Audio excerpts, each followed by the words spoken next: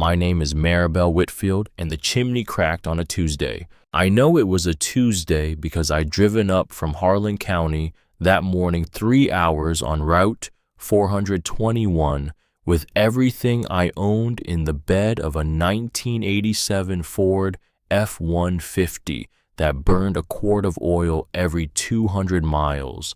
I'd stopped at the Exxon in Pineville to check the fluid and eat a gas station sandwich I couldn't really afford. I remember standing there in the cold parking lot, the dipstick black in my hand, thinking that Tuesday is a bad day to start a life. Then I thought, you don't get to pick. I was 18 years old. I had $47 in my wallet, a duffel bag of clothes that still smelled faintly of the hospice room, and a manila envelope on the seat beside me that contained the only thing I had left in the world. My mother had been dead 6 months.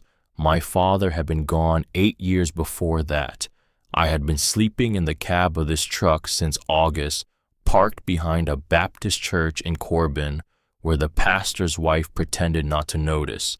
I worked the breakfast shift at a diner on Cumberland Avenue, scraping yolk off plates for $6.90 an hour, plus whatever the truckers tip, which on a good morning was $11 and on a bad morning was nothing at all. I had not cried at my mother's funeral. I had not cried when the apartment manager changed the locks 2 weeks after she died because I couldn't make the rent on my own. I had not cried when I sold her wedding ring at a pawn shop in Williamsburg for $212, which was less than half what it was worth, and the man behind the counter had looked at me with eyes that knew exactly what kind of girl sells her dead mother's ring. I had not cried since I was 10 years old when my father left, and I had decided that crying was something I couldn't afford to do anymore. I am telling you this so you understand the shape of me when I drove up that mountain. I was not soft. I was not whole. I was a girl made of edges, and the edges were sharp enough to cut anyone who got close, including myself. The cabin sat at the end of a dirt track off Caney Fork Road, up in the crease between Sawback Ridge and Hemlock Hollow at roughly 2,400 feet in the southeastern corner of Bell County, Kentucky. The county surveyor's map called it Lot 14 Caney Fork Parcel, but the old-timers at the hardware store in Middlesboro called it the Callaway Place, after a family that had worked that hollow for 90 years and quietly faded down to one old woman who had lived there alone until she died in her sleep on a Tuesday in late August. That old woman was my grandmother. Her name was Opaline Callaway. I had met her exactly 3 times in my life. The lawyer had tracked me down through the funeral home in Harlan. Her name was Adelaide Hodges, and she was 58 years old with steel gray hair pulled back so tight it looked like it hurt. She found me at the diner on a Wednesday morning in the second week of October. She sat at the counter and ordered coffee black and waited until I'd finished refilling the salt shakers before she said my name.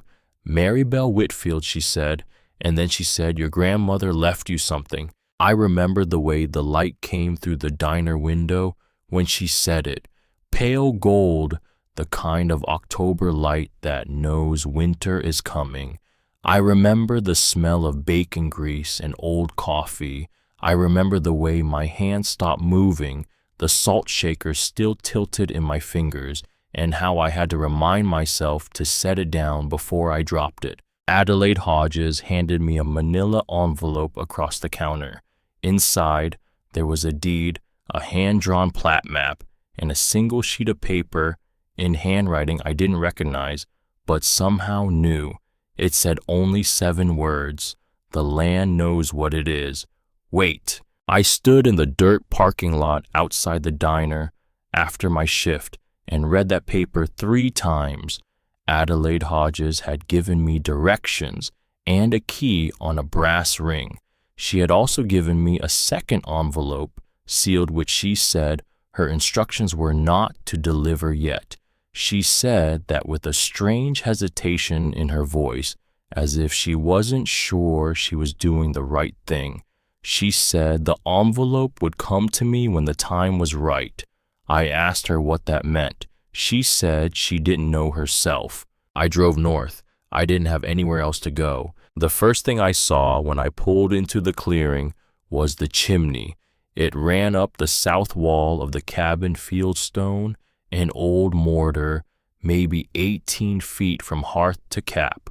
Whoever had built it had done it right, or had tried to, but something had shifted over the long winters, maybe the freeze-thaw working at the base, and there was a crack running vertically from about shoulder height all the way up through the third course below the crown. It was wide enough at the top that I could fit 2 fingers in. When I stood inside the cabin and looked up, daylight came through it like a thin gray ribbon. I stood there a long time with my hand on the cold stone. It was the second week of October. The maple on the east side of the clearing had already gone full red. I didn't know this country well enough yet to read what that meant, but I would learn. In this place, full color by the second week of October means the cold comes early. I had maybe 3 weeks before first frost, possibly less. A chimney I couldn't use meant no heat, and no heat at 2,400 feet in a Bell County winter meant a problem I couldn't think my way around. I dropped my hand from the stone. The cabin itself was small. 2 rooms, a sleeping loft, up a ladder, a wood stove that fed into the chimney, a hand pump at the kitchen sink that drew from a spring up the slope. The floors were wide pine plank, worn smooth in the paths where my grandmother's feet had walked for 40 years. There was a quilt folded on the bed that smelled of cedar and something faintly herbal, lavender maybe, or something wilder. There was a kerosene lamp on the table with the wick trimmed neat. She had left the place the way a woman leaves a house she expects someone to walk into. Bed made, dishes clean, a jar of preserves on the counter with a hand-lettered label that said Blackberry 2024. She had died 3 months after labeling that jar. I sat down on the edge of the bed and I did not cry. I sat there until the light through the window began to slant orange across the floor, and I thought about how strange it was that this woman who I had met 3 times, who I knew almost nothing about, had made up a bed for me without knowing my name. The first night I lit a fire in the wood stove, and the smoke pushed back into the room through the crack in the chimney. It came down in thin gray sheets, and the cabin filled with the bitter smell of green wood and creosote, and I had to open both doors and stand in the freezing dooryard while the place aired out.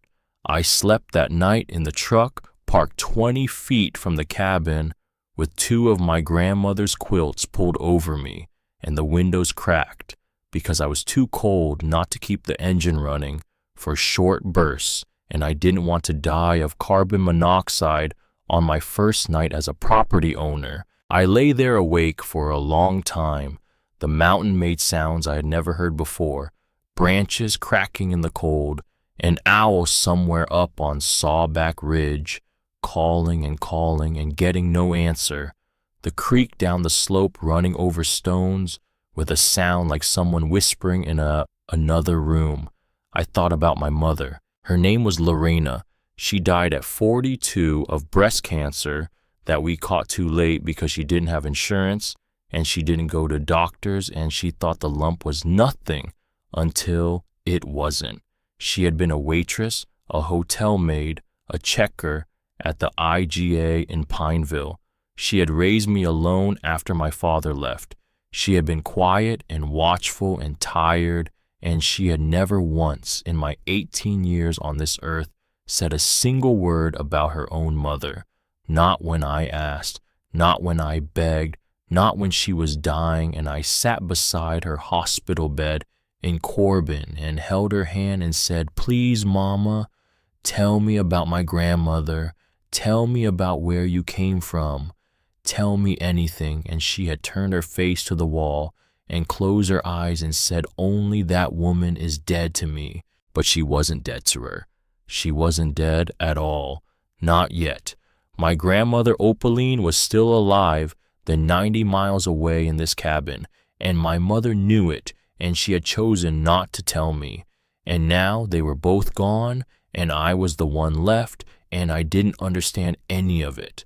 In the morning, I built the fire again, more carefully this time, and the smoke went up about half of the way before some of it came spilling back down through the crack. I had no money for a mason. I had no money for anything. I went outside and stood in the cold dooryard and looked up at the chimney, 18 feet of fieldstone, and I tried to figure out what a girl with $47 and a pocket knife was supposed to do about a problem like that. That was when I saw it. The crack was widest at about chest height, maybe a quarter inch at the base, tapering to near nothing at the bottom, but spreading to almost half an inch as it climbed toward the crown. I pressed my eye against it like a child looking through a keyhole, and in the dim interior of the chimney flue, about 4 courses up from the firebox throat, something pale caught the gray morning light filtering down from above. Not stone, not mortar, something placed. I went back to the truck for my buck, 110, the folding knife my mother had given me on my 15th birthday because she said a girl ought to have one. I worked the blade into the crack at that height carefully, the way you'd pry a mussel off a dock, not forcing it, just finding where the old mortar had already given up its bond. It was soft work. The mortar crumbled more than it chipped, gray and powdery, the lime in it long since gone neutral.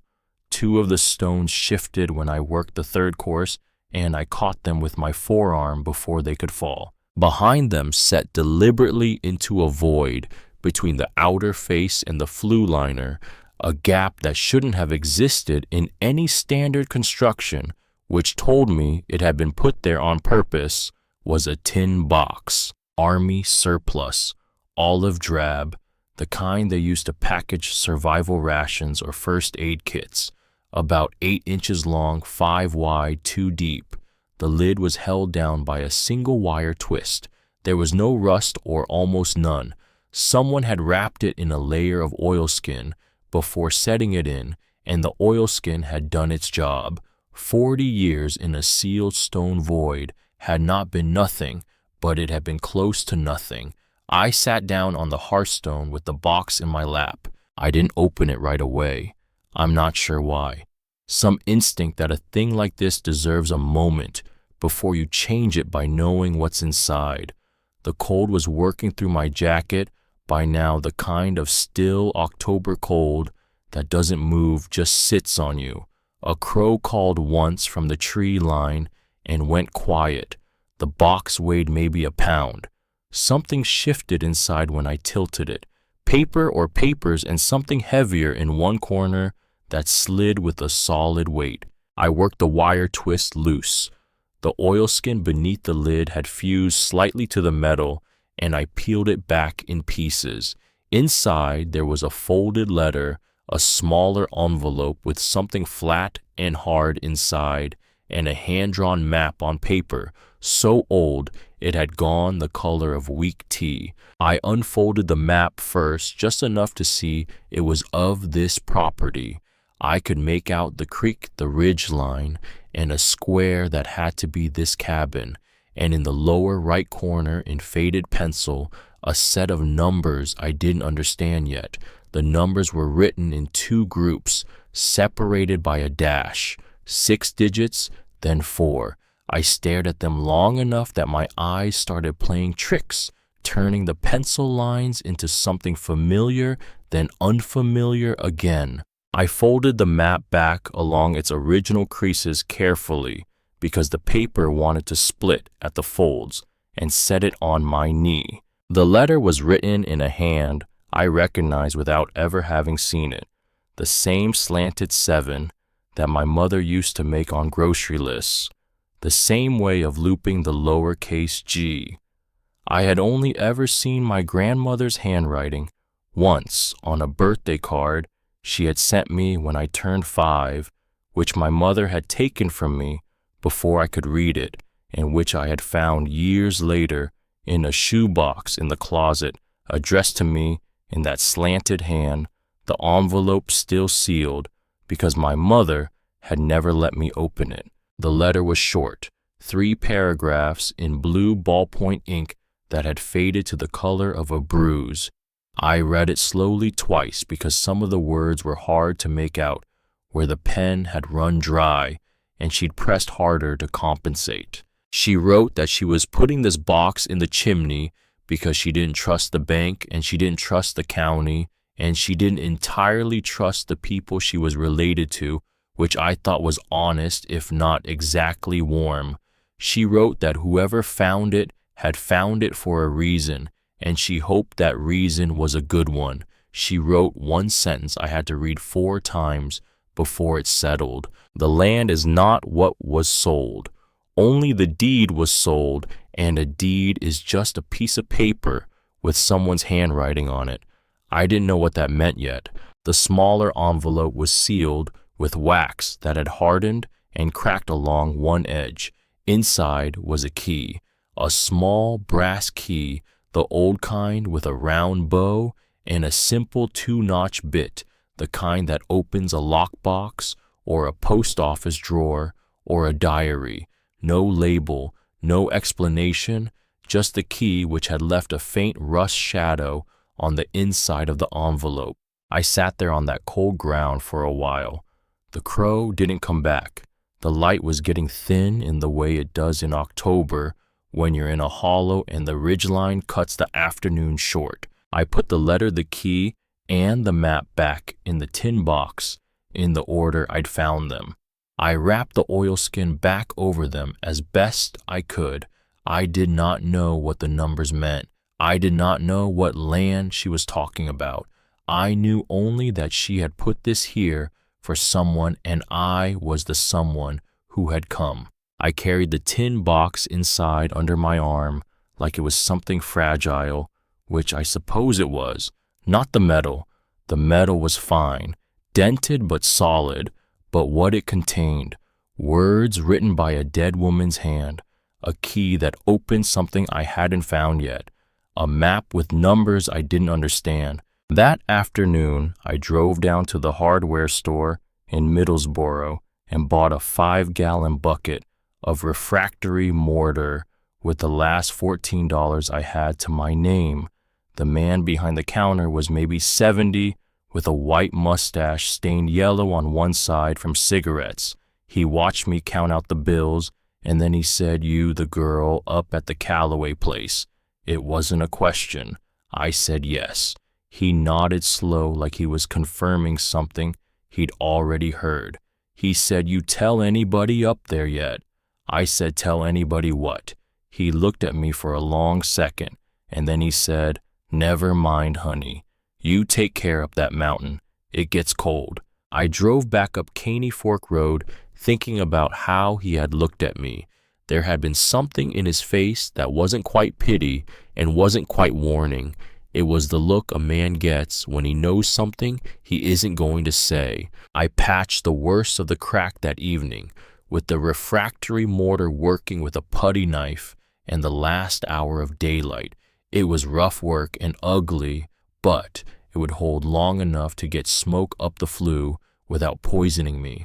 The deeper crack at chest height, the one that had hidden the tin box, I left alone for now.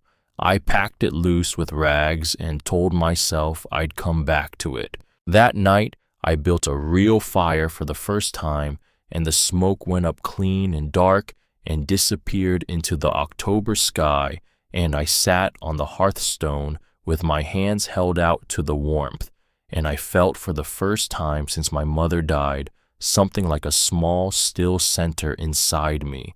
I heard the truck before I saw it. It came up the dirt track, slow headlights cutting yellow through the dusk, the kind of old Ford that announces itself a quarter-mile out by the sound of a loose exhaust. I stood up from the hearth and went to the window. A man got out of the cab. He was maybe 52, heavy through the shoulders, wearing a Carhartt jacket that had seen real work. He looked up at the cabin, and he smiled, and his smile was the wrong kind of smile. Too ready, too prepared. He came up to the porch and knocked. I opened the door but kept the chain on which I had installed myself my second hour on the property because my mother had raised me careful. He said his name was Thaddeus Boatwright. He said everyone called him Thad. He said he was sorry to bother me at supper time, and he hoped I'd forgive him, but he was kin, distant kin, he said, on my grandmother's side. He'd known Opaline his whole life. He lived just 2 miles down the road, the next hauler over, and he'd been meaning to come pay his respects ever since he heard a grandchild had inherited the place. He talked easy. He talked like a man who had practice. He asked if I was getting on all right up here alone. He asked if I had what I needed for winter. He asked how old I was, and when I told him 18, he made a small, sad sound and shook his head and said, just a baby up here alone. Then he got to it. He said he'd been wanting to buy this parcel for years. He'd talked to Opaline about it before she passed, and she had said she'd think on it, but she'd never said yes or no. He said he understood I was probably in a tight spot, what with my mama gone and no place to call home, and he was prepared to make me a fair offer. $35,000, he said. Cash. No paperwork hassle. He'd take care of all of that himself. I could be out from under it by the end of the week and have money in my pocket to start fresh somewhere warm. I didn't say anything for a moment. I was looking at his hands. They were big hands, heavy at the knuckles, but his fingernails were clean. Too clean for a man who claimed to live in the next hauler over. I said, I'll think on it. His smile didn't change, but something behind his eyes did. He said, you do that, honey. He said, but you don't want to think too long. A place like this, it eats up a girl your age in a hard winter. He said it kindly. He said it the way a wolf might say good night to a lamb. I shut the door. I slid the bolt. I stood there in the dim cabin with my back against the door, and I listened to his truck start up and grind its way back down the dirt track. I stood there until I couldn't hear it anymore. Then I went to the table and I sat down and I opened the tin box again and I read my grandmother's letter for the 5th time. The land is not what was sold. Only the deed was sold. I did not yet understand it, but I was beginning to feel somewhere in the part of me my mother had given me, the part that had kept us alive for 8 years after my father walked out, that I had just been visited by a man who was lying about who he was. The knock came the next morning a little after 9. I had been up since before dawn, splitting kindling in the side yard, my breath white in the cold. I heard the crunch of tires on the dirt track and turned with the hatchet still in my hand. It was an old Subaru faded blue, the kind of car a woman would drive who had been driving the same car for 20 years because it still ran. The woman who got out was maybe 74. She wore a long wool coat the color of oatmeal, and her hair was white and pulled back in a loose knot at the nape of her neck. She was carrying a covered dish. She walked up to the porch steps and stopped at the bottom, and she looked at me standing there in the side yard with the hatchet, and she did not say hello. She said, "You have her chin." I lowered the hatchet. She said, "My name is Verley Henley. I live a mile down the ridge.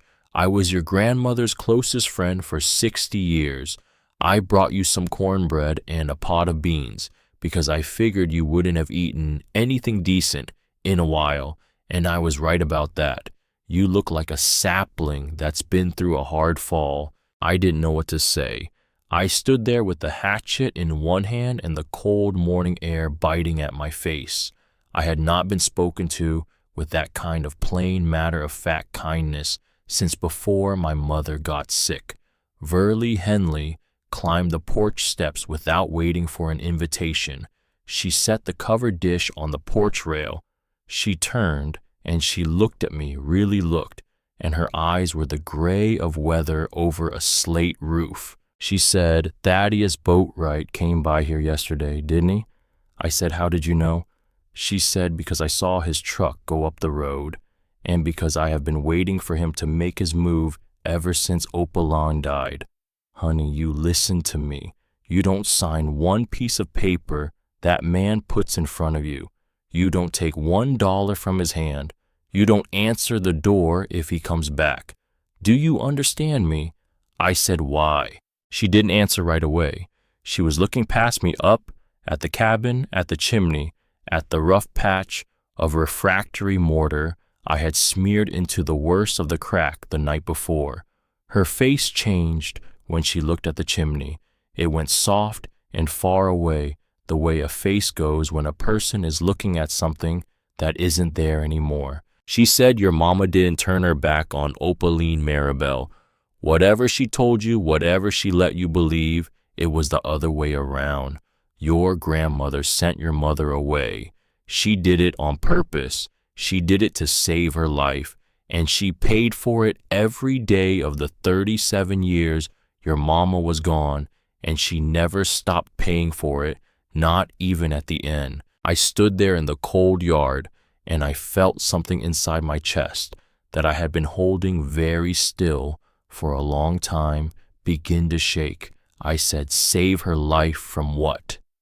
Verlie Henley looked at me. Her eyes were wet, but no tears came down. She said, "Child, you are standing on top of it." I did not sleep that night. Verlie Henley had stayed for an hour after she said those words. She had come inside the cabin, and she had sat at my grandmother's table and eaten a small piece of her own cornbread, and she had told me only what she said she could tell me on a first visit, which was very little. She said the rest would have to come slow because some truths have weight, and if you pour them out too fast, they break the cup that holds them. She said she would come back in 2 days. She said in the meantime, I was to stay close to the cabin, and I was not to dig in the ground anywhere on the property until she had a chance to tell me where to look first. Then she stood up, and she took my face in both of her papery, cold hands, and she looked at me the way I had not been looked at since my mother died, and she said, "Your grandmother prayed for you every single night for 18 years. She did not pray for herself. She prayed for you. You remember that when this gets hard." She left. The Subaru ground its way back down the dirt track, and I stood in the dooryard until the sound of it was gone, and then I went inside, and I sat at the table, and I did not move for a long time. The fire burned down to coals. The cabin grew dim. Outside, the wind came up along the ridge and worked the eaves with a low, steady pressure that carried the cold in it, the kind of cold that promises something larger is coming. I sat at the table with my grandmother's letter open in front of me, and I tried to think. You are standing on top of it. I went to the kitchen. I don't know why I went there. Something in me had begun to listen to a different voice. Verlie had said, "Wait, do not dig, do not search." But she had also said, "Your grandmother sent your mother away to save her life." And she had said, "This place is what she saved her from." And I had a letter that said, "The land is not what was sold. Only the deed was sold, and a deed is just a piece of paper with someone's handwriting on it."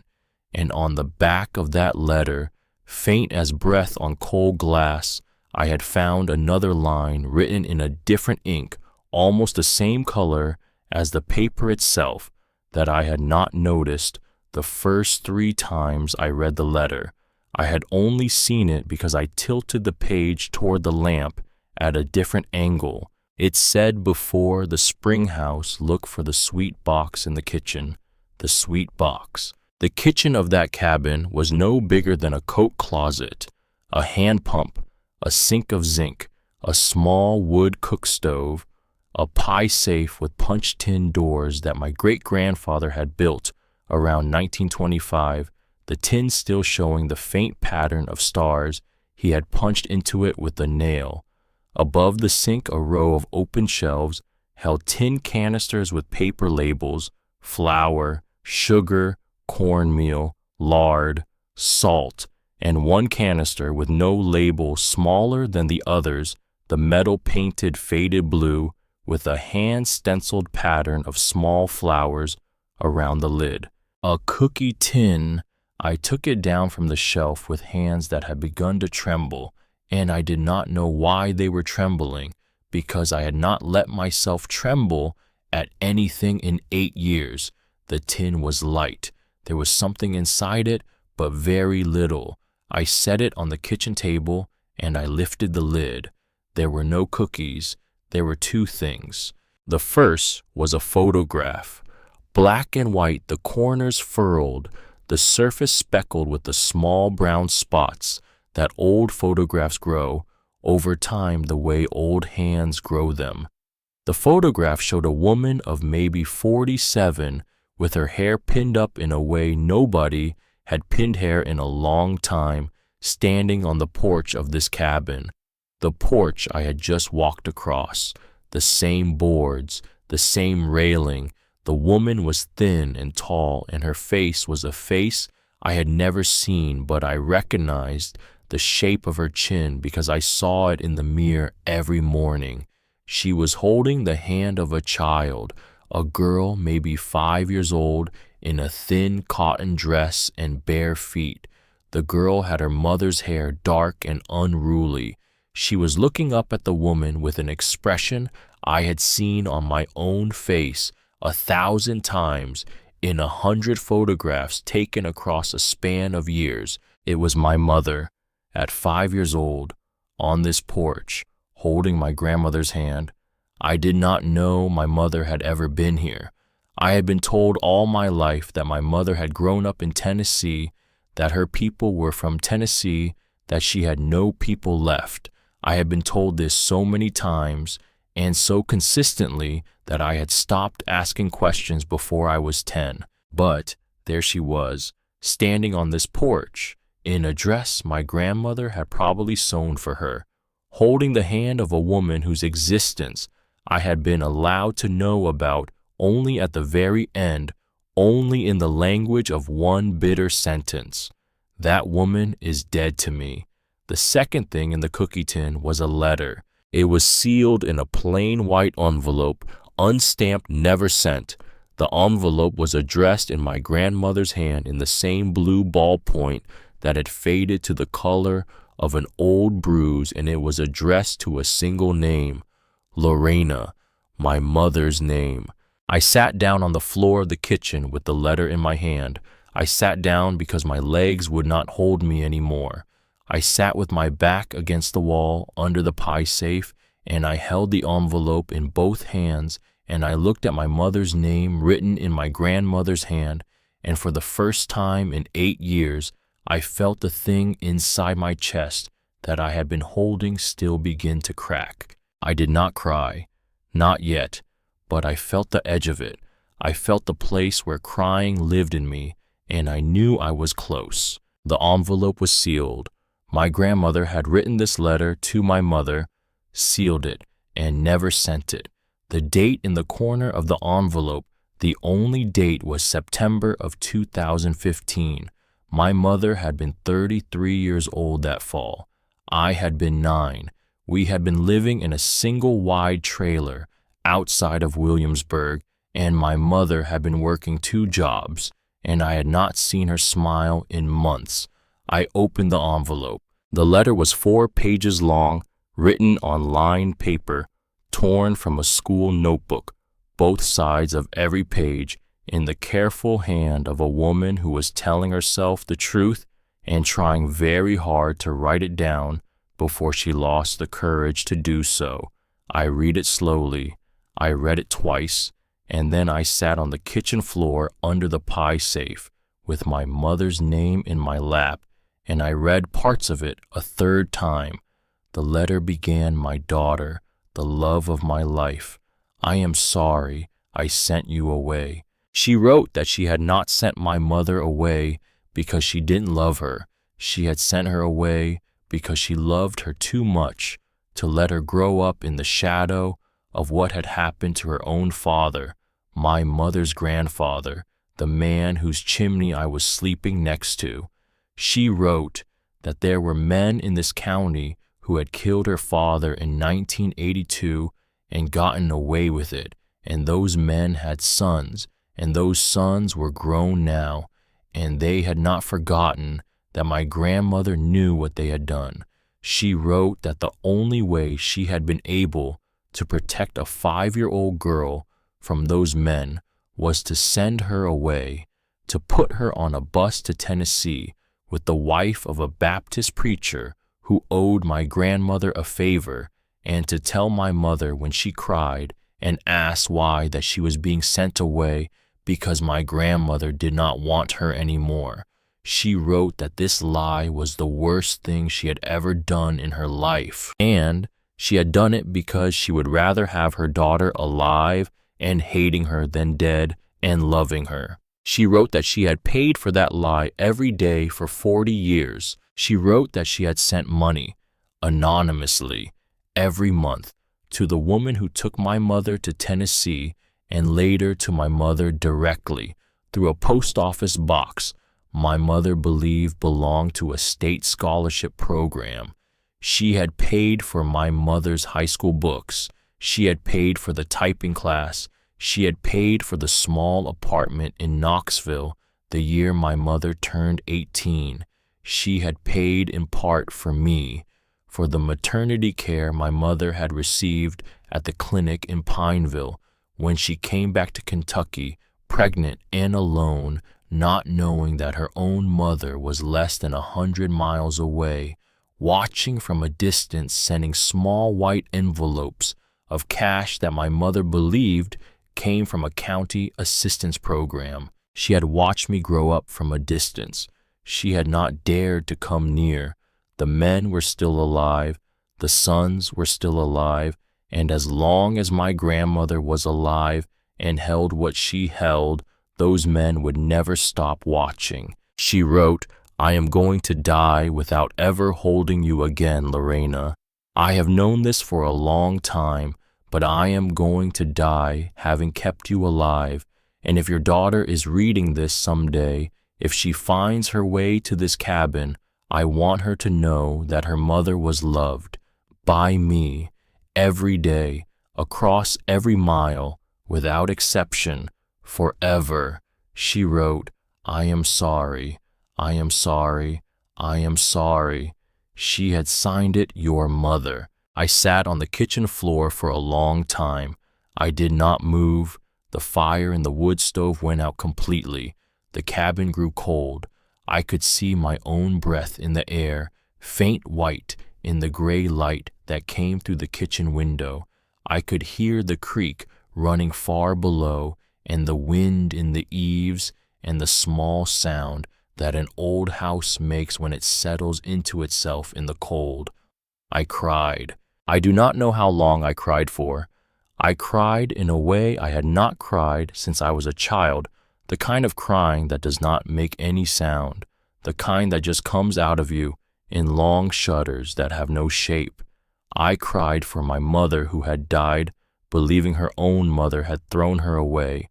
I cried for my grandmother who had written this letter and then put it in a tin can on a kitchen shelf and never sent it because she could not bring herself to do the one thing she most wanted to do, which was to be forgiven.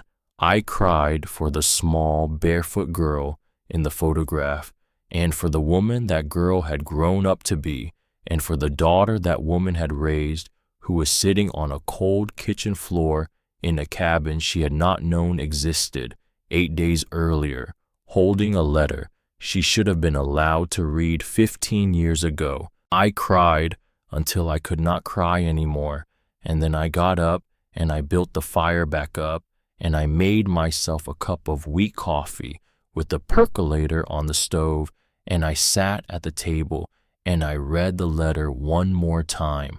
The sky was gray. The light through the windows was the kind of light that means snow is coming, though it might not come for a few days yet. I had patched the chimney enough to get through 1 or 2 more nights. I had the cookie tin, I had the letter, I had a photograph of my mother at 5 years old, and I had a phone number I did not yet know I was going to need. Verlie Henley came back the next afternoon. She did not ring the bell I had hung on the porch. She did not knock. She walked right in because I had left the door unbolted, on purpose, because somewhere in the night I had decided that this old woman was the one person on this mountain I could afford to trust. She took one look at my face and she sat down at the table without taking off her coat. She said, "You found something, didn't you?" I pushed the letter across to her. She read it. She read it slowly, the way she did everything. When she finished, she folded it back into thirds, and she put it back inside the envelope, and she set it down on the table between us, and she said, "Opaline wrote that letter the year she found out the cancer was probably coming back." I said, "When did she write it?" Verlie said, "September of 2015. Same fall, I drove her down to the clinic in Lexington for the second round of scans. I sat with her in the parking lot after, and she told me she had spent the whole night before trying to write to your mother. She said she had tried, and she had not been able to send it. She said she didn't have the right to. She said your mother had built a life out of believing she wasn't wanted, and if Opaline reached into that life now after 30 years, it would shatter your mother and leave her with nothing. So she put it in the cookie tin. She told me where she put it. She told me that if anything ever happened to her and a granddaughter showed up, the granddaughter ought to be the one to find it. Not me, not a lawyer, you. I looked at her across the table. I said, "Why didn't you just tell me about her, about my mother, about what happened?" Verlie said, "Because some truths a person has to find on their own or they don't take root. Opaline knew that. She built this whole thing the way you build a chimney, course by course, each stone holding up the next. If you'd come up here and I'd handed you the whole story in an afternoon, you wouldn't have believed a word of it, and you'd have sold the place to Thad Boatwright by Christmas, and that would have been the end of it. So she made you find the first piece yourself, and the next, because she trusted that her own blood would have the patience for it, and she was right. I said, "Thaddeus Boatwright." Verlie's mouth went tight. I said, "Who is he, Verlie? Who is he really?" She was quiet for a moment.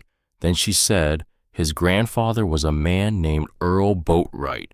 Earl Boatwright owned a piece of a coal operation called Garner Branch Mining through the 1970s and into the 80s. Garner Branch wanted this land. They wanted the whole hauler. They wanted the seam that ran under Sawback Ridge, and they wanted the timber that grew on it, and they wanted the rights to the springs.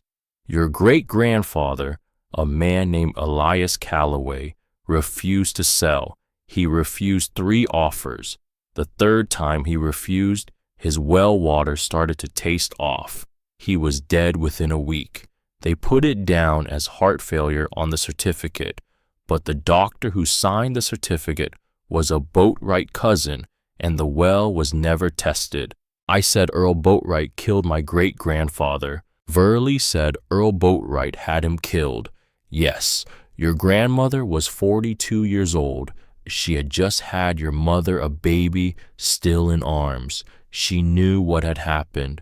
She knew because she had watched her father refuse the third offer at the kitchen table, and she had watched the man across that table give him a look she never forgot, and she had watched him die 2 days later, vomiting black bile in the very bed I think you've been sleeping in. She knew, and she could not prove a single thing she knew. The county was the boat rights. The sheriff was the boat rights. The funeral home was the boat rights. There was no one to tell. There was nowhere to go. I said, but she didn't sell.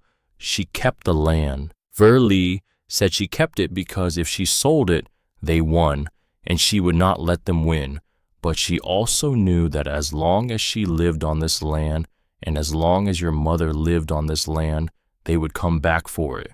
So she did the only thing she could think to do. She let them believe she was a frightened young widow with a baby harmless. She let them think she'd never tell.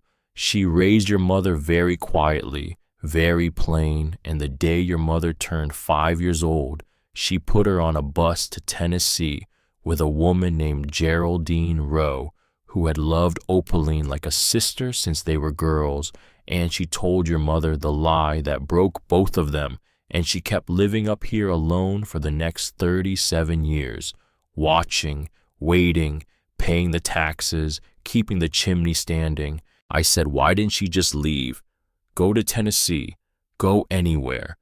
Verlee looked at me a long moment. She said because if she had left, they would have known she was running from something. And if she ran, they would have come after her. They would have come after your mother. The only thing that kept your mother alive in Tennessee was that nobody knew she existed. The only person who could have told them was Opaline. And Opaline was here in this cabin every single day for 37 years, looking like a woman who had nothing to hide. I sat for a long moment. I said, then why now? Why did Thad Boatwright come up the road 2 nights ago? Why now? Verlee said, because Opaline is dead. The only person who could have told the story is gone. They think the danger has passed. They think they can finally take the land. He's not coming up here to buy a piece of property, Maribel. He's coming up here to clean up his grandfather's mess, 42 years late. I drove down to Middlesboro the next morning. I drove because I had to do something with my hands, and my hands had nothing to do at the cabin. The patched chimney was holding. The wood was split. The well was good. Verlee had told me everything she could tell me, sitting at that one kitchen table, and she had told me that the next piece of the story was not hers to tell.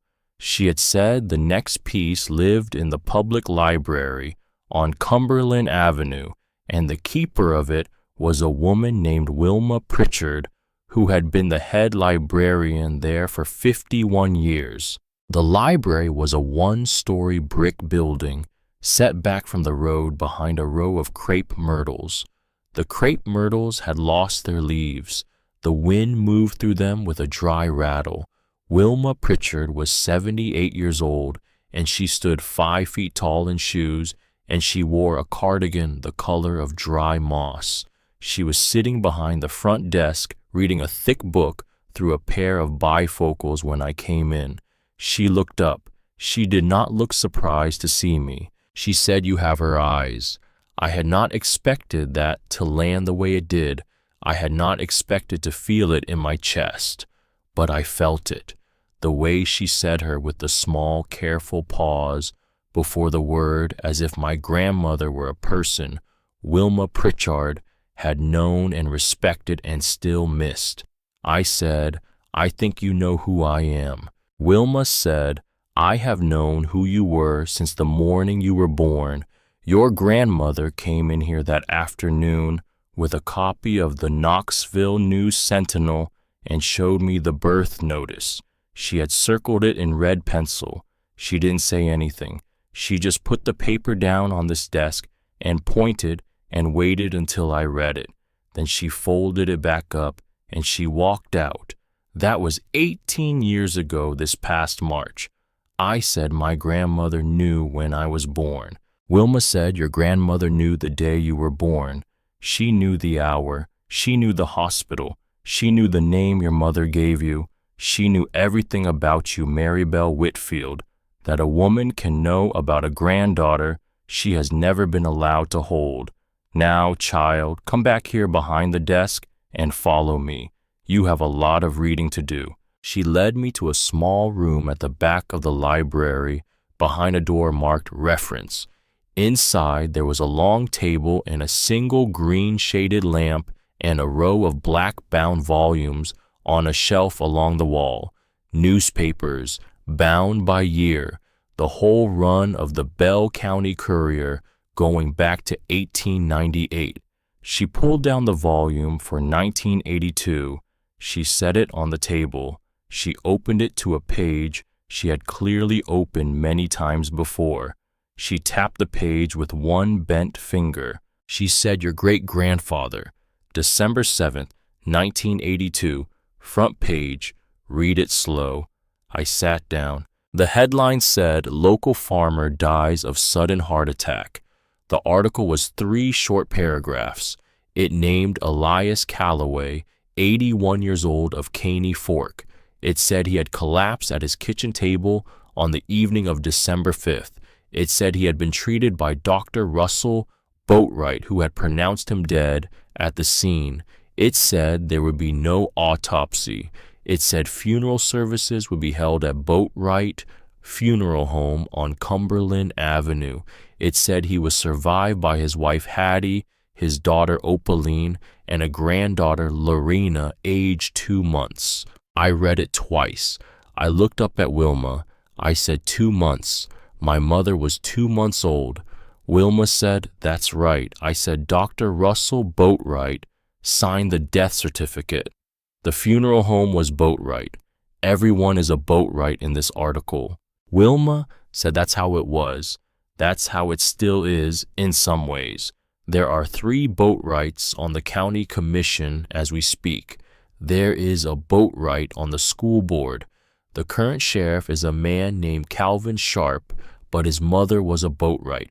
The county here is a small thing, Maribel, and the same families have been holding it for 150 years. I said Verley Henley says they poison him. They put something in his well. Wilma was quiet.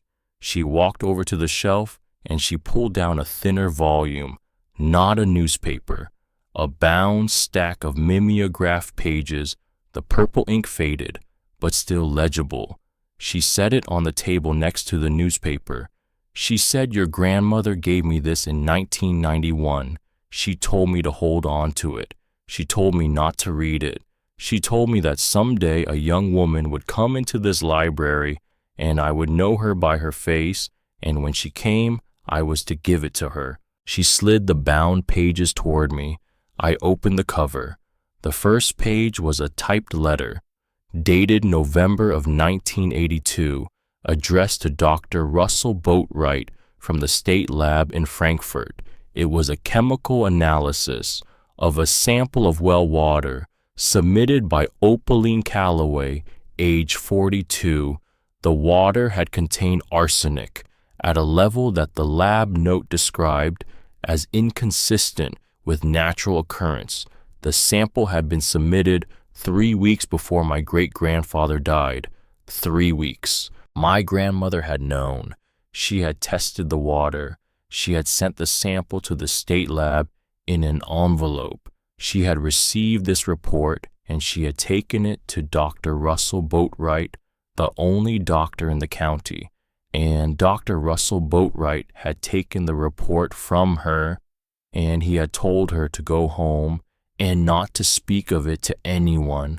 And she had gone home, and 3 weeks later her father had been dead, and Dr. Russell Boatwright had been the one to sign the death certificate. And somehow she had kept a copy. I sat in that small green-lit room, and I held that piece of mimeograph paper in my hand, and I understood finally why she had hidden the tin box in the chimney, why she had buried things under the spring house, why she had taught herself to be a woman with nothing to hide, why she had sent my mother away. She had known the whole time, and she had spent 40 years quietly accumulating proof. Wilma was watching me. She said, "There's more, Maribel. There is a lot more, but that's enough for one afternoon. You take that home and you sit with it. You come back when you're ready." I drove back up the mountain. The light was already beginning to thin when I came up Caney Fork Road. The temperature was dropping.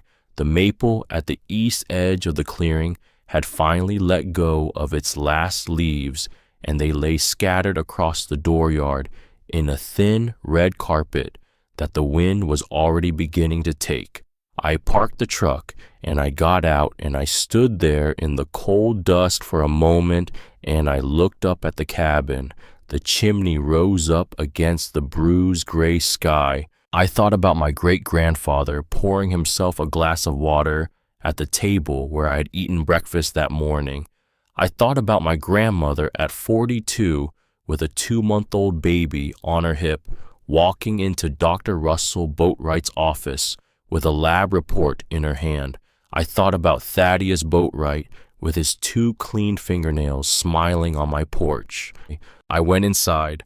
I bolted the door. I built up the fire. I set Wilma's mimeograph and my grandmother's letter and the cookie tin photograph on the kitchen table in front of me, and I sat and I looked at them for a long time. Then I went outside into the last of the failing light, and I walked down the slope to the spring house. It was 40 yards from the cabin set into the hillside on the lower terrace where the ground stayed cold even in August. I had been using it for the few perishables I owned. The door was a single plank with leather hinges I replaced my second week. The smell of cold stone and damp earth came out to meet me. I stood in the doorway and I looked down at the packed earth floor. I thought she said, "Wait." She said, "Do not dig."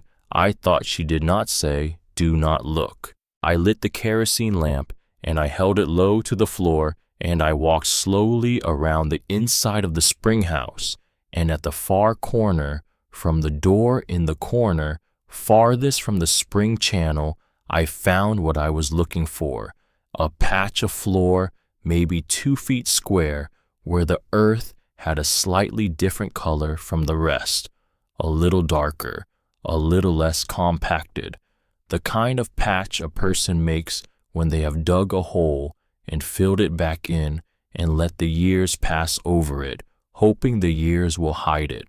It had been 42 years. The years had almost hidden it, but they had not quite. I straightened up. I blew out the lamp.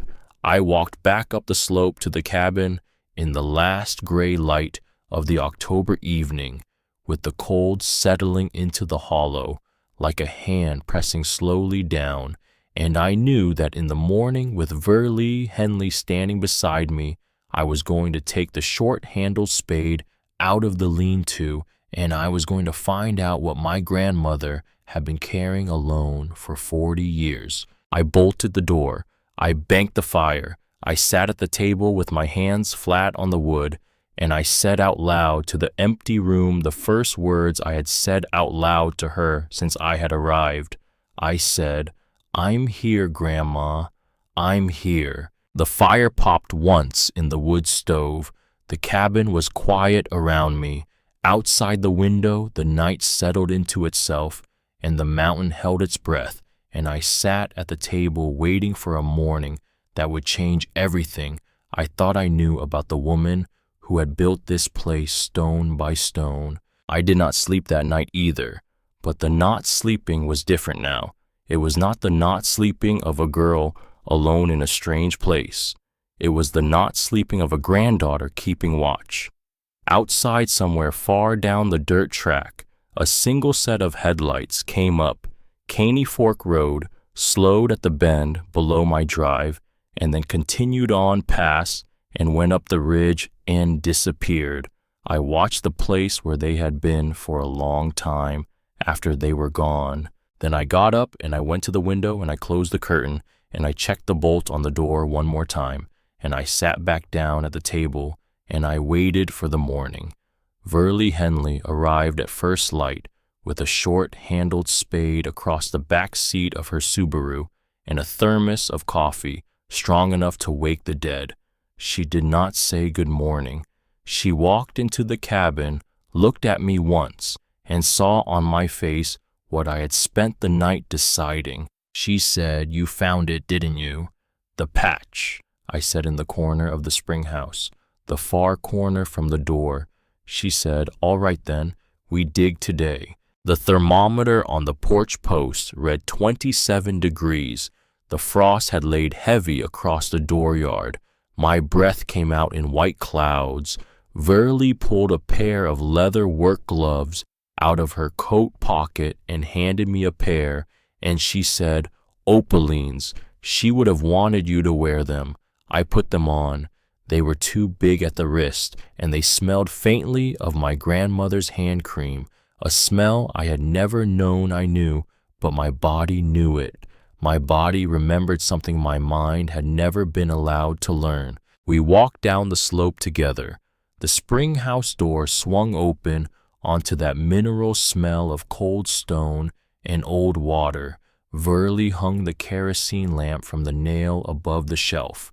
She knelt down at the patch and ran her gloved palm across the surface slow, the way you'd check a fever on a child's forehead. She said your grandmother dug here in the winter of 1982, by herself, with a baby strapped to her back, in the dark so the snow would fall on it before sunrise and cover the work. She told me about it one time, only one time, sitting at her kitchen table 40 years later.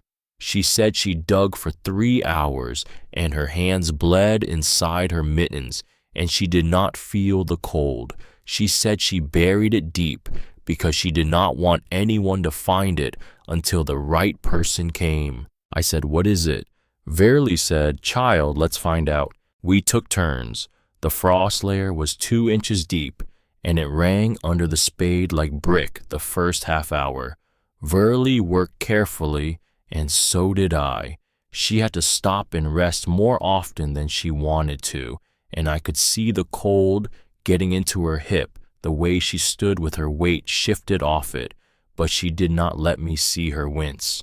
When the spade finally cut down through the frost and into the soft black earth beneath, we both stopped and we looked at each other, and we did not say anything. I dug the next 20 minutes alone. At about 14 inches, the spade caught on something solid that did not ring like stone. It was a flat resistance edge, shaped the kind of thing that does not belong in undisturbed earth. I set the spade aside and used my fingers. My knuckles were numb inside the gloves before I'd cleared 6 inches around it, but I kept working. There is a particular kind of patience that cold teaches. You learn it or you quit. It was a metal box, roughly 14 inches long, maybe 9 wide, perhaps 4 deep. The lid was flat, no handle sealed at the seam, with what looked like a bead of lead solder run around the entire perimeter. Someone had taken that box to a man with a soldering iron and said, "Make sure nothing gets in."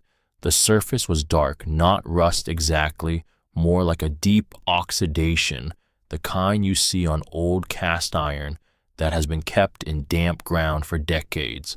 Whatever was inside the box had held. I lifted it free of the hole. Verley held the lamp closer. In the upper left corner of the lid, scratched into the metal with the point of a nail, were 2 letters and a year. OC 1982. I carried the box up the slope to the cabin with both arms wrapped around it. Verley walked beside me slower than she had walked down. Neither of us spoke. The maple at the east edge of the clearing was bare now, and the wind moved through the bare branches with a dry sound that was almost music. We set the box on the kitchen table. I went to the workbench under the lean-to, and I got the chisel my grandmother had wrapped in friction tape. The starret that had been in this house probably longer than I had been alive and I came back inside and I sat down across from Verlee and I positioned the chisel along the soldered seam. I tapped once, lightly. The box did not move. I worked it the way I had worked the first one, slow. The lamp threw a warm circle over the table. Outside, the wind worked the eaves. Verlee sat across from me with her hands wrapped around her thermos, watching the lamplight catching the lenses of her glasses, so I could not quite see her eyes. When the last corner of solder gave, the lid did not spring. It lifted with a quiet separation, like a book opened for the first time in many years. Inside, packed in a layer of wax cotton that had yellowed to the color of old cream, were three things. The first was a folded deed in a leather envelope sealed with a brass tongue closure. The leather had gone brittle. The brass had darkened to the color of an old penny. I worked the tongue gently with my thumbnail. Inside, in the careful clerk's hand of a county recorder in 1982, was a deed to a parcel I had never heard of. 43 acres on Tanner Branch, survey lines and bearing trees, a creek, a ridge line, a stone marker at the corner of a property called the Delhart Timber Lease. The deed was in my grandmother's name and in my great-grandmother's name, jointly recorded on the 14th of September, 1982, 3 months before my great-grandfather died. Verlee said that's the second parcel, the one Garner Branch Mining never knew existed. I said, why didn't they know? She said because Elias Calloway bought it in his wife's name and never told another soul. He was a careful man. He saw what was coming, and he meant to leave his women a piece of ground nobody could pull out from under them. The deed got recorded the week he came back from the courthouse. He died 10 weeks later. Opaline knew about it. Your great-grandmother knew about it. Nobody else in the county did. Not the boatwrights, not the sheriff, not the bank. Just 3 women, and one of them was a 2-month-old baby. The second thing in the box was a bound notebook. School composition, the kind with the black and white marbled cover. It had not been opened in decades. The pages were filled both sides with my grandmother's writing. The dates ran from December of 1982 to March of 1985. A diary. I did not read it then. I could not. I would read it that night by the lamp, page by page, and I would weep again, but I will tell you what I found inside it in a moment. For now, I set it on the table next to the deed. The third thing in the box was a small ring, a man's wedding band, plain gold worn thin at the inside where it had ridden for 40 years on a working hand. The metal had darkened. There were 2 small initials engraved on the inside curve, EC and 8C. Elias Calloway and Hattie Calloway, my great-grandfather and great-grandmother. I held the ring in my palm, and I thought about a man I had never known who had bought 43 acres in his wife's name and who had refused 3 offers from a coal company and who had died at his kitchen table because he would not let his land be taken from his daughter. I closed my hand around the ring. Verlee said your grandmother took that off his hand the night he died. The undertaker did not get it. The boatwrights did not get it. She kept it. She buried it 42 years ago because she said she did not want it on her finger when she could not protect it. She said she would put it back on her own hand when the truth was free.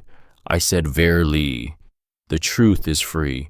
Verlee said, then we put it on her hand, child. We put it on her hand together. That afternoon, I drove to the small cemetery on the ridge above Middlesboro, where my grandmother had been buried 6 weeks before the lawyer found me. The plot was simple: a small granite marker, her name and her dates, and underneath in letters she had chosen herself 4 words: She kept her word. I knelt down in the dry grass and I dug a small hollow with my fingers in the earth in front of the stone. I put the gold band into the hollow. I covered it back over. I sat there for a while with my hand pressed flat against the cold ground. I said, "Grandma, you can have it back now." The wind moved through the cedars at the edge of the cemetery. I did not feel her. I am not the kind of person who feels things like that, but I felt something settle in me the way a house settles, the way a chimney settles after a hard frost. I felt one course of stone find its bearing on the course beneath it. I felt one small piece of a long and broken thing line itself back up. I read the diary that night. I am not going to tell you everything that was in it. Some things belong to her and to my mother and to the small barefoot girl in the cookie tin photograph, and not to me and not to a story being told out loud. But I will tell you the parts that mattered for what came next. She had begun the diary the night my great-grandfather died. She wrote in it on the kitchen table of this cabin by the light of the same kerosene lamp I had on my table now more than 40 years after it was first lit by her father. She wrote about the funeral, about the way Dr. Russell Boatwright had stood at the back of the church and watched her, about the way Earl Boatwright had come up to her at the graveside and put his hand on her sleeve and said, "You let me know, honey, when you're ready to talk about the property." She had not answered him. She had walked away with my mother in her arms. She wrote about the lab report, about sending the water sample, about what she did with the second copy of the report, because she was not the kind of woman who only made one copy of anything important. She wrote about hiding the second copy in the chimney void during the spring of 1983 when the mortar was still soft, from a repointing job she had paid for with her father's last savings. She wrote about hiding the deed and the diary under the spring house the following winter. She wrote about my mother, about the day she walked her to the bus station in Pineville in 1987 when my mother was 5 years old, and put her on a bus to Tennessee with Geraldine Rowe. She wrote about what she had said to my mother that morning. She had told her she was going on a vacation with Auntie Geraldine, that it would be fun, that she would come home soon.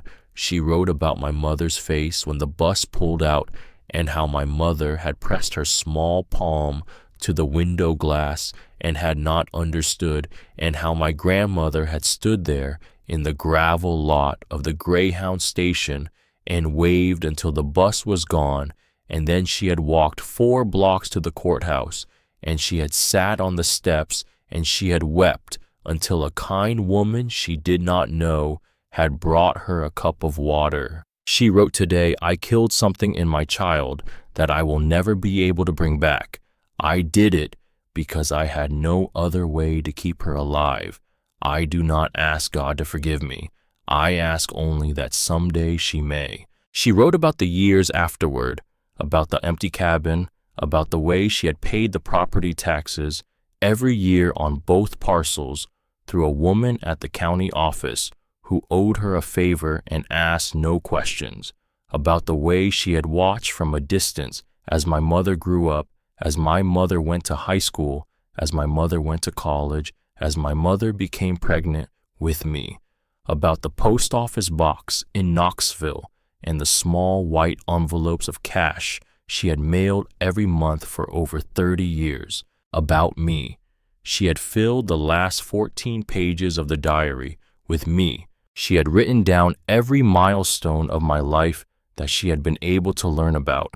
The day I was born, the hospital, the pediatrician, the kindergarten teacher, the 5th grade spelling bee I won, the 7th grade play I was in, the high school graduation, the date, and the time where she had sat in the back row of the bleachers in a hat and dark glasses, and where she had watched her granddaughter walk across the stage to receive a diploma, and where she had cried so quietly that the woman next to her had not noticed. She had written 3 weeks before she died on the last page of the diary one line: "Maribel, when you come, the door is unlocked."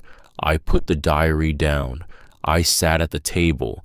I did not cry this time because there was nothing left to come out.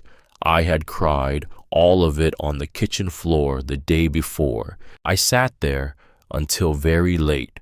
The fire burned down. The wind worked the ridge. I sat with my grandmother's diary closed under my hand, and I thought about what I had to do next, and I thought about who I had to do it before, and I thought about the man with the 2 clean fingernails who had stood on my porch and called me a baby. In the morning, I called Adelaide Hodges. I called from a payphone at the gas station in Middlesbrough because the cabin had no telephone line, and I did not trust my cell phone signal. I asked her if she remembered the second envelope, the one she had said was not to be delivered yet. She said yes. I said, "I think the time is right." She was quiet for a long moment. Then she said, "I will drive up this afternoon." She arrived at 3. She came up the dirt track in a dark gray sedan, and she got out wearing the same steel gray hair, pulled back tight. She had a briefcase. She also had a younger woman with her, who she introduced as her associate, a woman named Renata. Renata was maybe 35 and wore the calm, patient face of a person who had spent a long time around grief. Adelaide sat at the kitchen table, and she opened her briefcase, and she took out the second envelope, and she set it down in front of me. She said, "Your grandmother gave me 3 envelopes. The first one was the deed and the directions to this property. I delivered that to you the day we met.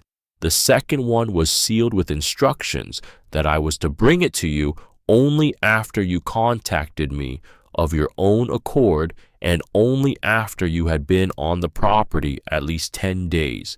She said you would either call me before then or you would not, and that if you did not, I was to bring it to your funeral."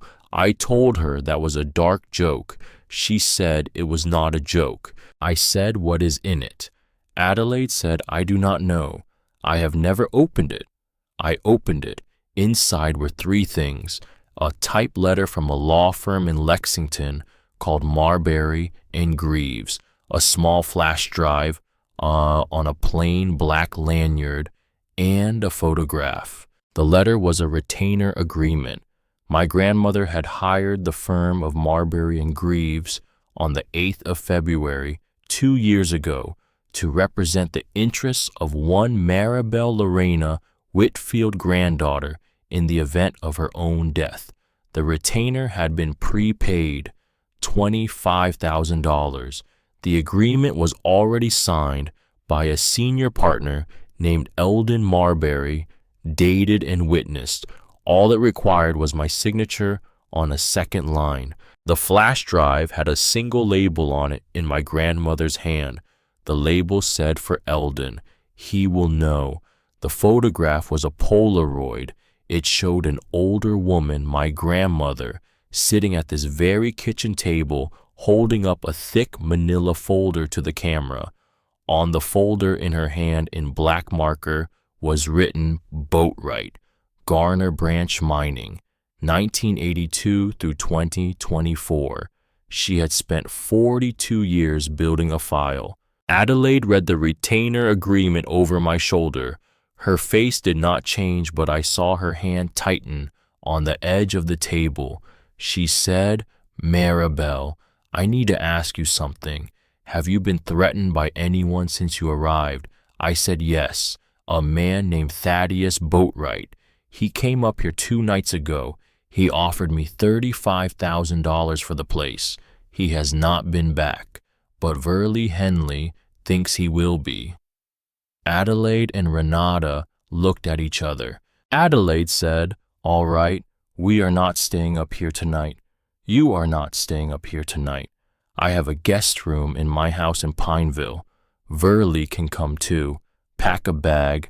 We are going to drive to Lexington in the morning, all of us, and we are going to walk into Eldon Marbury's office, and we are going to put this flash drive in his hand, and then you and I are going to give a statement to the state police, not the county sheriff, the state. There is a reason your grandmother put $25,000 on retainer with a firm in Lexington and not Middlesboro. I said, all right. I packed a duffel. I took the tin box, the cookie tin, the diary, the deed, the letter, the flash drive, and the photograph. I took my grandmother's leather work gloves. I took my mother's pocket knife. I put it all into a canvas bag that I set on the floor of the truck, and I drove down the dirt track behind Adelaide's gray sedan with Verley sitting in the passenger seat of my truck and not saying a word. We did not see Thad Boatwright's truck on the road. We did not see anyone. But when I looked in the rearview mirror as we pulled out onto the state road at the bottom of Caney Fork, I saw a single set of headlights at the top of the dirt track, sitting still watching us go. The drive to Lexington took 2.5 hours. Eldon Marbury was waiting for us in his office. He was 71 years old, and he wore a brown wool suit, and he had been a law school classmate of a woman my grandmother had once paid through college in Knoxville, a woman who had eventually become a federal magistrate, and who had told my grandmother that if she ever needed a lawyer who could not be bought by anyone in Bell County, his name was Eldon Marbury. She had taken his name down on a piece of paper in 1993, and she had carried that piece of paper in her wallet for 31 years, and she had finally called him on the 8th of February 2 years ago when her doctor told her about the spot on her lung. Eldon Marbury took the flash drive from my hand the way a priest takes a chalice. He plugged it into a laptop on his desk. He scrolled. He read for a long time. He did not say anything. When he finally looked up, his eyes were wet, but his voice was perfectly level. He said, "Miss Whitfield, your grandmother has given us enough." What was on the flash drive, I will not tell you in full, because some of it has not yet been made public, and some of it never will be, but I will tell you the shape of it. She had photographs of ledgers, of letters, of bank statements, of a delivery receipt signed by Earl Boatwright in 1982 for a 5-gallon drum of agricultural arsenic from a feed store in Knoxville. She had a deposition sworn in 1998 from the daughter of Dr. Russell Boatwright, a woman named Lottie, who had found her father's diary after his death and who had photocopied the relevant pages and signed an affidavit and given it to my grandmother because Lottie had been a girl in that house in 1982, and she had heard the conversation in the front room the night before my great-grandfather died, and she had carried that conversation alone for 16 years until she could not carry it anymore. Lottie was 64 years old now, and she was alive, and she lived in Asheville, and she had told my grandmother she would testify. She had records of Garner Branch Mining, which had become Garner Resources, which had become Appalachian Heritage Energy, which now operated under the name Boatwright Energy Holdings, out of an office in Lexington. She had the chain of ownership, she had the bank accounts, she had the donations to the county commission and to the sheriff's re-election campaigns. She had it all. She had spent 42 years quietly accumulating it, one piece at a time, from inside a small cabin on Caney Fork Road, where the world believed she was a frightened old woman who had never gotten over the death of her father. Eldon Marbury closed the laptop. He looked at me across the desk. He said, "Your grandmother was the most patient client I have ever had, and we only spoke 3 times. Each time she made one decision, and she made it slowly, and she did not move from it. I believe she knew exactly when she was going to die, and she planned this with the care of a woman building a house she would not live to see finish. Do you want me to finish it for her? I said yes. What happened next happened slowly. That is the truth. It did not happen the way it would happen in a movie. There was no shootout. There was no dramatic confrontation on the cabin porch. Thaddeus Boatwright did not come back up Caney Fork Road with a gun. He came back with a lawyer 2 weeks later, and the lawyer was a polite, middle-aged man in a dark suit who handed me a cease and desist notice for circulating defamatory materials about his client. Eldon Marbury filed our response the next morning. The state police opened an investigation the morning after that. The story broke in the Lexington Herald-Leader 6 weeks after that, written by a reporter named Caroline Spivey, who had been chasing the Boatwright operation for years and could never get a witness to talk on the record until she got a phone call from a young woman in Bell County who said, "I have everything." It took 14 months in total. There were depositions. There were court dates. There were 2 days when I sat in a witness chair in a federal courthouse in Lexington and answered questions from a man in a $5,000 suit who tried to make me out to be a confused girl who had inherited a tragedy. I did not crack. I had not cracked since I was 10 years old, and I did not crack then. I had my mother's pocket knife in my coat pocket and my grandmother's leather gloves in my purse, and I sat in that chair and I told the truth, one piece at a time, the way my grandmother had taught me, without ever speaking a word to me. In the end, 3 Boatwrights were indicted. 2 pled out. 1 went to trial and was convicted of obstruction of justice and tampering with a public record. Boatwright Energy Holdings settled a civil action filed on my behalf for $850,000. The sheriff of Bell County, Calvin Sharp, resigned 6 days before the indictment came down. Thaddeus Boatwright, who had come up my porch that first night to call me a baby, was charged with attempted fraud and intimidation of a witness and served 14 months in a state facility in Eddyville. I was not in the courtroom the day he was sentenced. I was sitting on the porch of the cabin on Caney Fork Road in a wicker chair my grandmother had woven herself in 1990, drinking a cup of coffee, watching the maple at the east edge of the clearing put out its first small red buds of spring. Verlie Henley was sitting next to me. She said your grandmother would have liked this morning. I said, I think she's having it. The settlement money I did not keep all of. I gave a third of it to the family of Geraldine Rowe, the woman who had taken my mother to Tennessee in 1987 and raised her until she was 18 because Geraldine had children and grandchildren of her own, and they had grown up not knowing that their mother had quietly carried another woman's daughter on her back for 13 years. I gave another portion of it to the public library in Middlesboro, which used it to build a small reading room named after Wilma Pritchard, who is still the head librarian there and who still wears the mossy green cardigan. The rest I kept. I did not sell the cabin. I did not sell the 43 acres on Tanner Branch, either, which it turned out really was mine, exactly as my grandmother had said. The deed had never been transferred. The taxes had been paid. The land was and had always been Callaway ground. I had the chimney repaired by a stonemason from Hazard who was 81 years old and who had learned the trade from his uncle, who had learned it from his uncle, who had laid the original stone of this chimney in 1931 alongside my great-grandfather. He worked on it for 3 weeks. He repointed every joint. He set in a new clay flue liner.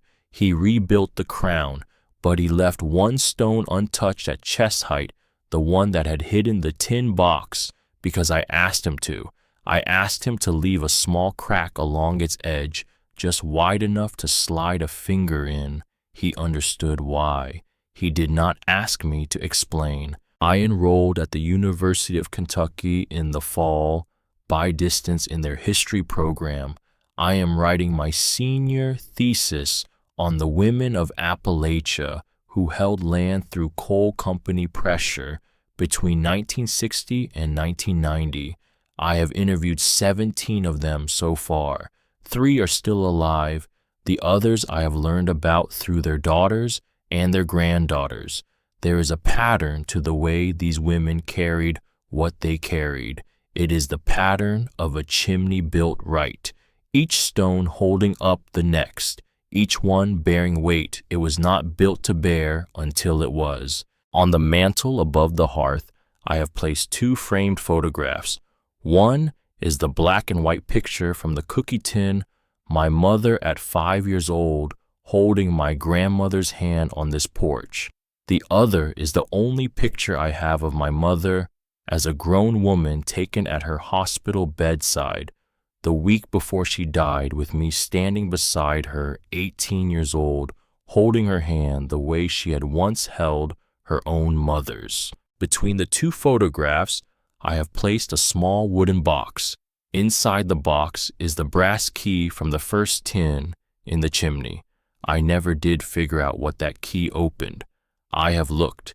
I have searched the cabin top to bottom. I have asked Verlee. I have asked Wilma. Neither of them knew. The key remains a small mystery, and I have decided I do not need to solve it. Some things my grandmother left for me are not meant to be opened. Some things she left for me are just meant to be kept. There is one more thing I want to tell you. The last thing. About 8 months after the trial ended, I was cleaning the cabin one Saturday morning in early winter.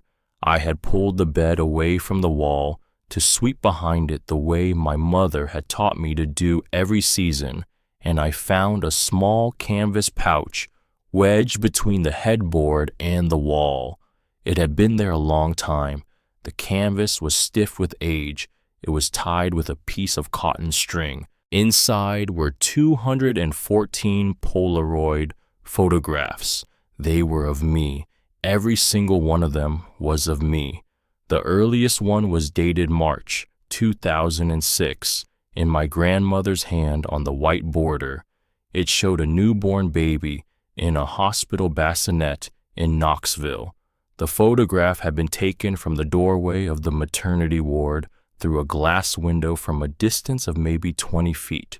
The baby was me.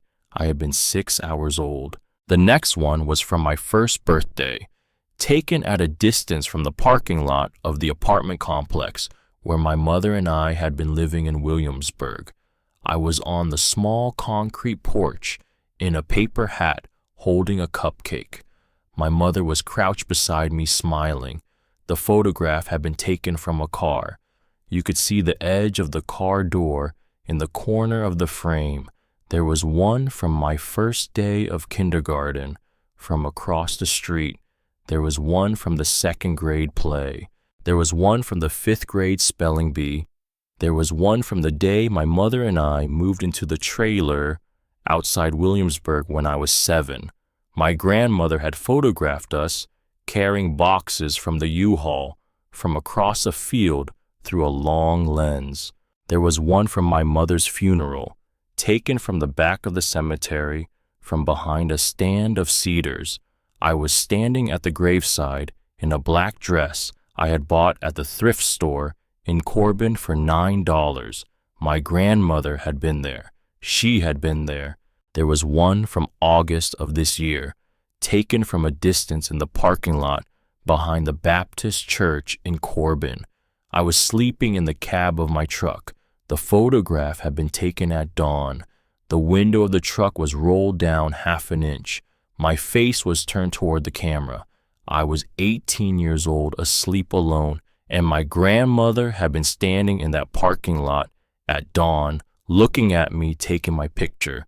She had died 9 days later. I sat down on the floor of the cabin with 214 photographs spread across my lap, and I cried for the third time in my life. I cried for a long time. I cried until my chest hurt and my breath came in pieces and I could not see for the tears. I cried for my grandmother, who had been at every birthday I had ever had, at every school play I had ever been in, at every funeral I had ever attended, and who had never been allowed to come close. I cried for a love so patient and so quiet that it had managed to span 18 years of my life without my ever knowing it was there. Verlee Henley found me there an hour later. She had come up to bring me a jar of apple butter. She sat down on the floor next to me. She did not say anything. She picked up one of the photographs, the one from my 5th grade spelling bee, and she looked at it for a long time. She said she didn't miss a single one, not one. She drove to every one of them. She would come home at midnight and sit in this kitchen with a cup of coffee and a stack of Polaroids, and she would lay them out on the table just like this, and she would say to me, "Look, Verlee, look how big she's getting. Look at her hair. Look at her hands." I said, "Why didn't she just come up just one time, just to meet me?" Verlee said because she could not, because if she had stepped 1 foot into your life while she was alive, the Boatwrights would have known there was something on this land worth killing for, and they would have come for you. She kept herself away from you to keep you alive, Maribel, just like she kept herself away from your mother. The whole long arc of her life was one act of love, repeated over and over again in the only language she had left. I sat there with the photographs spread on my lap, and I understood finally, all the way down to the bones of me, what my grandmother had given me. She had given me my mother's life. She had given me my own life. She had given me this land and the truth and the long, slow patience of a woman who built her love into stone, because stone was the only thing the world had not been able to take from her. I put the photographs back into the canvas pouch. I tied the string. I did not put them away on a shelf. I put them on the kitchen table where I would see them every morning, and I sat in my chair and I poured myself a cup of coffee, and I looked out the kitchen window at the maple at the east edge of the clearing, which was bare now in the deep cold of January, holding its dark branches up against a pale gray sky. I said out loud the second thing I had ever said out loud to her. I said, "Thank you, Grandma. I'm home." The fire popped once in the wood stove like a small answer. The wind came down off Sawback Ridge in a long, low pull, and the cabin held against it the way it had held against every winter for 93 years, the way a thing built right by people who knew what they were doing will hold against anything the mountain decides to send. I am 20 years old now. I live in the cabin on Caney Fork Road. I have a dog named Hattie after my great-grandmother. I have a small flock of chickens. I have a vegetable garden that I am still learning how to keep. I drive down to Middlesboro twice a week to help Wilma Pritchard at the library, where I read to the children on Saturday mornings the same way my grandmother once read to my mother on this porch in the summer of 1986 before she put her on a bus to Tennessee. I have not married. I have not had children of my own. I do not know if I will. There is no hurry. There is a great deal of time left in my life, and I have begun to learn what my grandmother knew, which is that patience is the only quality the world ever truly rewards. If you are watching this and you are sitting somewhere with something old in your hands, something a mother or a grandmother left you, something you cannot quite understand, something that feels too heavy to carry, but too precious to set down, I want you to know this. It is worth the patience. It always is. Somewhere, a woman you may have never properly known spent her whole life building a thing for you, out of stone course by course, in a place you have never seen with hands you will never get to hold. She did it because she loved you. She did it because she could not be near you. She did it because love that cannot speak finds other ways. Listen for it. It is there, in the cracked chimneys, in the cookie tins on the kitchen shelf, in the patches of earth in the spring house floor, where the ground has a slightly different color from the rest. It is there. And if you have the patience to find it, you will know the way I know now, that you were never alone, not even once, not even on the worst days, not even when you were sleeping in a truck behind a Baptist church in Corbin, Kentucky, at the lowest hour of your life. Somebody was standing at the edge of the parking lot. Somebody was taking your picture. Somebody loved you more than her own life. Tell me your story in the comments. I will read everyone.